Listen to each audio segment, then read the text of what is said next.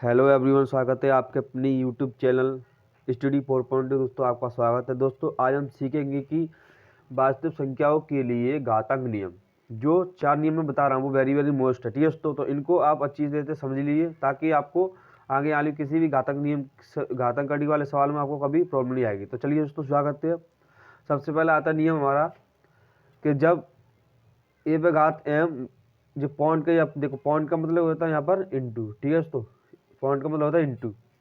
तो ए पे घात एम पॉइंट ए पे घात एन जब आधार समान हो, ए और देखो ये दोनों आधार समान है, ये आतांक होते हैं, ये घात होती है। जब भी किसी संख्या पर 2 पे घात 3 ये उसका आधार होता है, ये उसका घात होती है। तो जैसे आधार समान हो घातें क्या होती है, जुड़ जाती हैं। तो ए का ए एम प्लस के एन, आधार समान होने पर हमेशा घातें जुड़ जाती है। ये होगा आपका फॉर्मूला नंबर 1।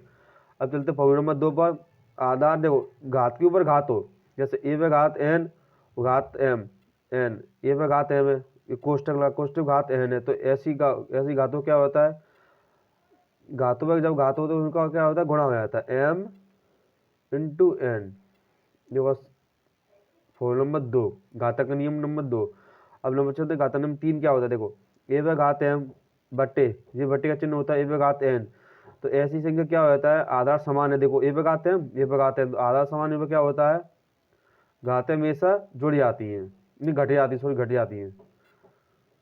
जब भी इंटू में रहे तो घातें जुड़ जाती है, और भाग में रहे तो घातें घट जाती है। यहाँ पर क्या है, एम बड़ा है एन से, मतलब यहाँ पर बड़ी संख्या आएगी, तभी तो आप घटा सकते हैं, और छोटी संख्या नहीं ले सकते, माइनस खड़ी है। तो घातांक नियम 4, तो घातांक नियम 4 क्या कहता है कि जब आधार समान ना हो और घातें समान हो, जब आधार समान ना हो, या आधार देखो ए है, यहाँ पर बी है, यहाँ पर एम है, तो आधार समान, जब आधार समान ना हो घातें समान हो तो क्या होता है, ए इंटू बी, दोनों में घातें सेम लग जाएगी, सिर्फ एम एक हटा देंगे, दोनों में घात क्या लगी, एम। ये होती होगी आपको घातांक नियम 4। अब चलते हैं इनके बेसिक सवालों पर, ताकि आपको माइंड में सही तरह से आप सीख जाए। चलिए चलते हैं सवाल नंबर 1 पर।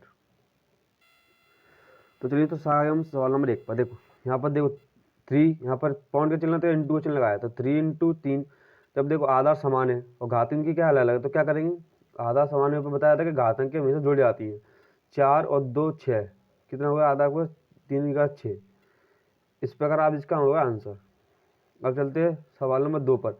8 का 4 और 8 का 3, आधा देखो दोनों को समान है, घातें अलग अलग है, तो क्या करेंगे, आधा समान होने पर 8 का 4 माइनस 8 का घात 3, तो क्या होगा, भाग में घातें हमेशा घट जाती हैं। देखो ऐसा जी, यहाँ पर देखो क्या है कि 8 पर घात 4 माइनस के 3 बराबर क्या होगा 8 पर घात 1। ये का कोई मतलब नहीं था, इसका आंसर ये होगा। चलते सवाल नंबर 3 पर। तो आगे हम सवाल नंबर 3 में, घातक नियम 3 पर।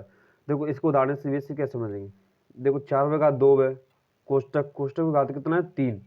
तो ऐसे नियम का सबसे क्या करेंगे, देखो घात के ऊपर घात लगा तो क्या होगा, घात के ऊपर घात होगा उसका हमेशा गुणा होता है। तो 4 2 इंटू 3 के तो आया गुणा, तो 3 दूनी 6, तो इसका आंसर ही हो गया।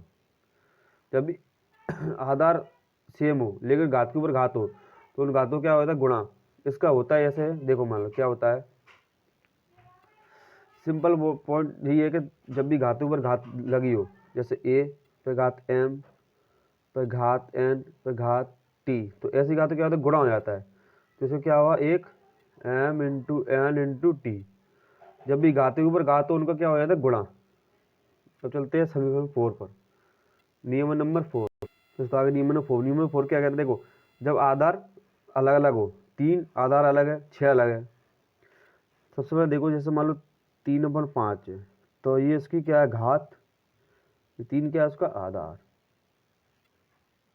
अब जिसमें क्या आता है, 3 और 6 आधार अलग है, घात है समान, तो क्या होगा 3 इंटू 6 पर घात 1 लग जाएगी, दोनों मिटाकर ये सेम सेम है तो 1 लगा दो, तो बड़ा 36 18 18 पे घात 5।